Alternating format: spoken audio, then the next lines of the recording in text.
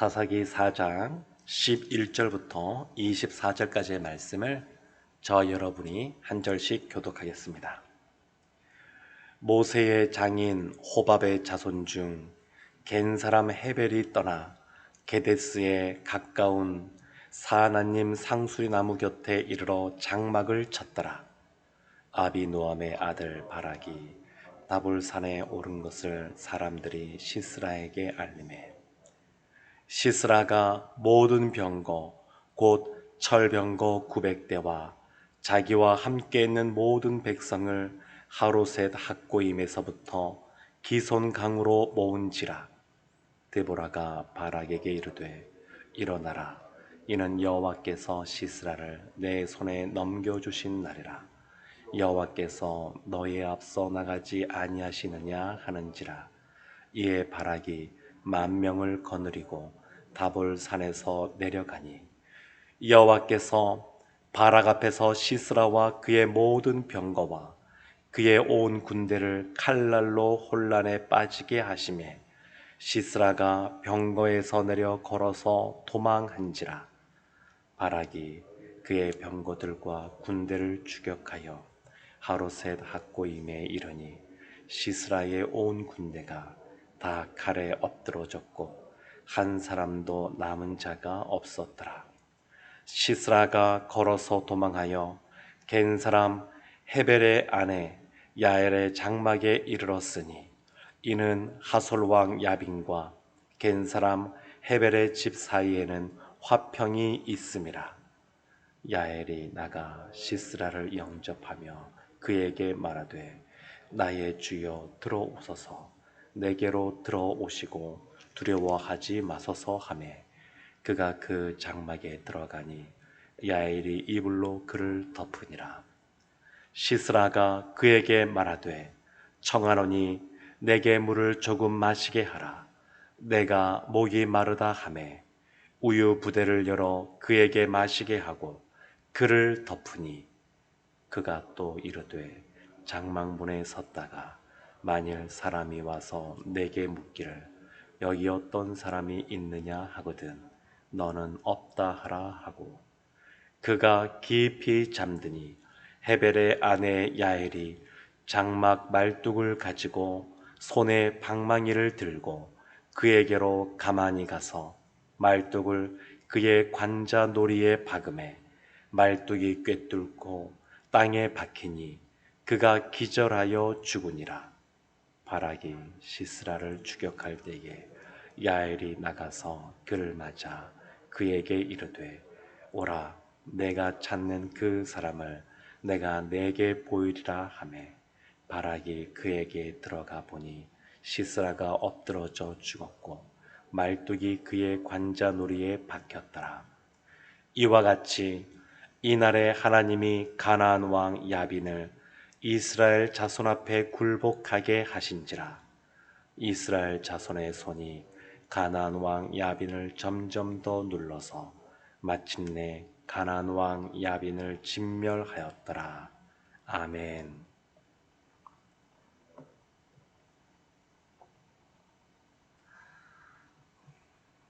이스라엘 사사 드보라가 등장하였습니다.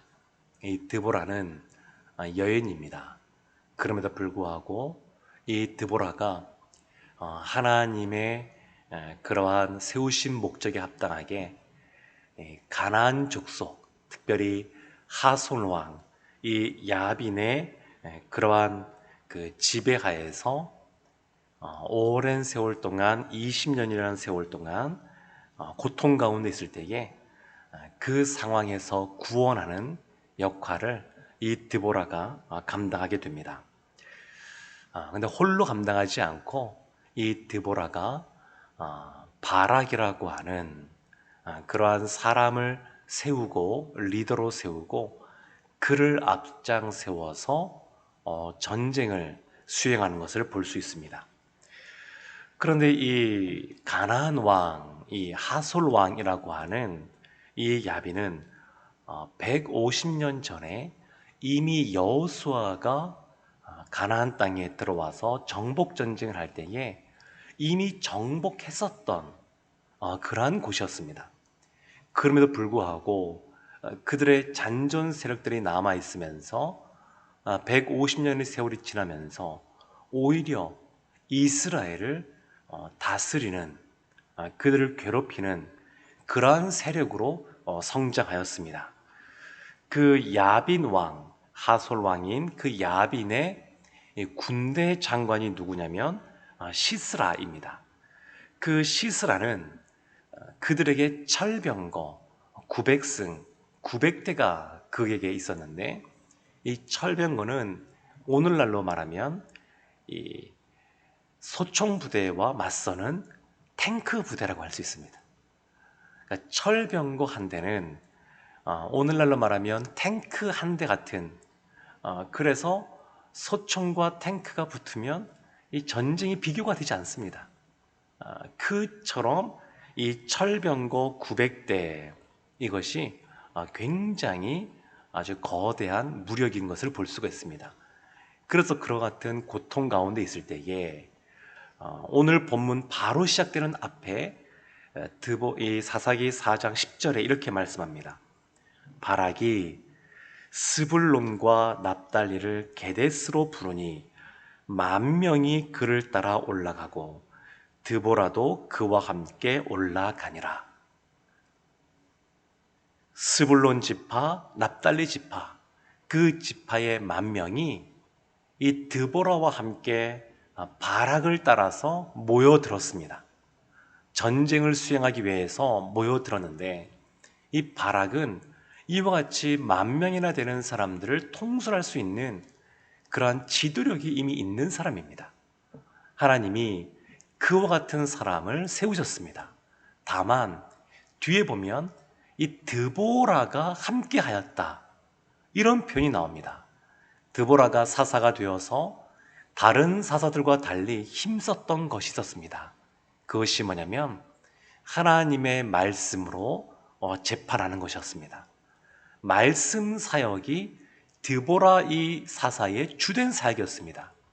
일반적으로 사사들은 군대에 앞장서서 억압하고 있는 그러한 이방 민족, 힘들게 하는 이방 나라를 진멸하고 그들을 구원하는 것이 사사의 주된 사역이었는데, 이 드보라는 하나님의 말씀으로 바로 서는 것이 그 어떤 것보다 중요하다, 이렇게 생각하고 그 말씀 사역에 집중했었습니다. 그러면서 이 바락을 앞세워서 이제 그 야빈으로부터 벗어나려고 하는데, 우리가 어제도 보았지만 이 바락이 주저합니다.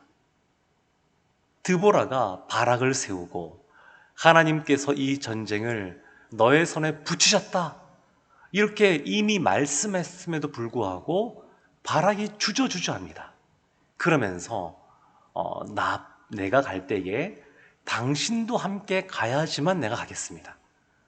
당신이 가지 못하면 나는 가지 않겠습니다. 이렇게 뒤로 한 발 물러섭니다. 하나님의 말씀이 주어졌고, 그리고 그 사명이 분명하고 그 결과가 승리라고 하는 것을 하나님께서 확실하게 보여주었음에도 불구하고 이 바락 가운데 이 주저하는 마음이 있었습니다.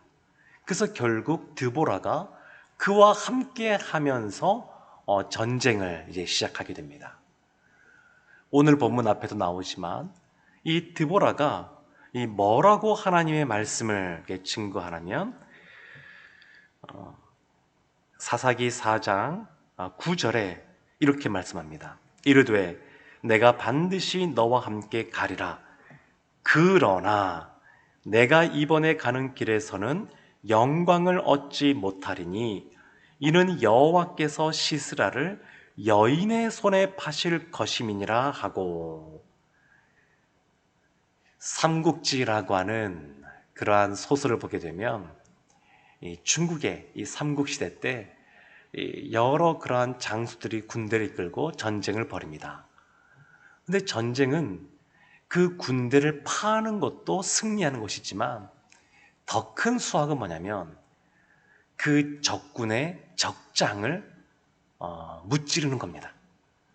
그러니까 적장을 죽이는 겁니다. 그것이 큰 전공입니다. 근데 지금 이 드보라가 하는 말이 뭐냐면 그 시스라 군대를 바락 너의 군대가 무찌르겠지만 그 시스라는 여인의 손에 의해서 마치게 될 것이다. 이렇게 하나님의 말씀을 전해준 겁니다. 그리고 오늘 본문의 말씀이 그것이 어떻게 구체적으로 이루어졌는지를 보여줍니다.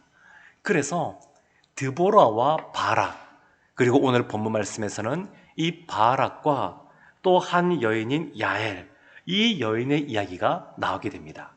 11절 말씀 보면 이 야엘이 어떤 사람인지를 또한 그 집안을 이렇게 설명합니다. 모세의 장인 호밥의 자손 중 겐 사람 헤벨이 자기 족속을 떠나 게데스에 가까운 사하나님 상수리 나무 곁에 이르러 장막을 쳤더라. 헤벨이라고 하는 사람은 모세의 장인 이드로, 이 호밥의 자손 중에 이 겐 사람, 겐 족속 중에 속해 있습니다. 그런데 이에게 아내 야엘이 있는데 이 사람들은 어떤 사람들이냐면 17절에 이렇게 나옵니다. 시스라가 걸어서 도망하여 겐 사람 헤벨의 아내 야엘의 장막에 이르렀으니 이는 하솔 왕 야빈과 겐 사람 헤벨의 집 사이에는 화평이 있음이라. 이 헤벨이라고 하는 사람은 이 하솔 왕, 가나안 왕, 이 야솔과 이 가나안 야빈과 이 화평을 맺고 있는 사였습니다. 모세를 따라서 가나안 땅까지 들어와서 이스라엘 족속으로 그 족속이 삶을 살아가면서도 그 중에서도 이 헤벨이라고 하는 사람은 이 야빈, 이 가나안 족속과 화친을 맺고 있는 그러한 사였습니다. 그런데 그의 아내인 이 야엘은 남편과 달리 여전히 하나님을 향한 그러한 순수한 신앙을 지니고 있는 사람이었습니다. 지금 상황이 그런 상황입니다. 14절 보게 되면 드보라가 전쟁을 벌일 때 이렇게 말합니다. 드보라가 바락에게 이르되 일어나라, 이는 여호와께서 시스라를 내 손에 넘겨주신 날이라. 이 바락을 향하여 드보라가 계속 격려하고 또 힘을 주고 그리고 용기를 내게 합니다. 그러니까 이 바락의 입장에서는 두려움이 많았던 것 같습니다.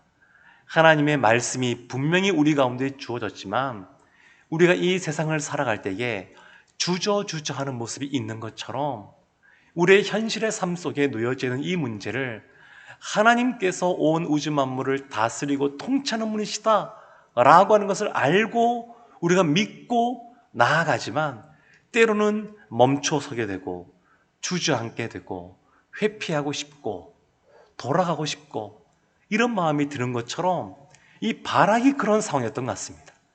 그러니까 드보라가 하나님의 말씀을 받아서 그 바락에게 일어나라, 이미 하나님이 이 모든 군대를 주셨다, 이렇게 말하는 겁니다. 그래서 15절 말씀 보면 여호와께서 바락 앞에서 시스라와 그의 모든 병거와 그의 온 군대를 칼날로 혼란하게 빠지게 하심에 시스라가 병거에서 내려 걸어서 도망한지라. 이 시스라의 군대가 다 도망을 치게 되는데 심지어 이 시스라는 이 병거에서 내려서 도망치게 됩니다.